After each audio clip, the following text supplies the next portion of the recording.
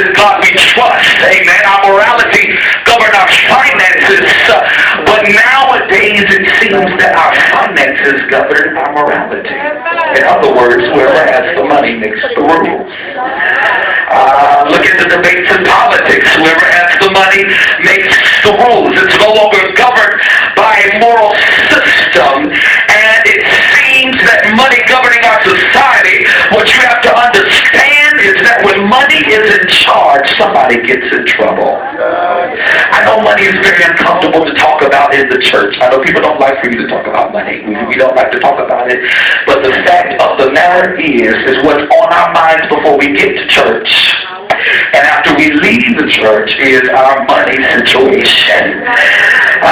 God, if you want to shift the room, we talked about shifting the room with your words. If you want to shift a room, you get to shift the room by getting up and saying it's offering time. The entire spirit of the people will just change drastically.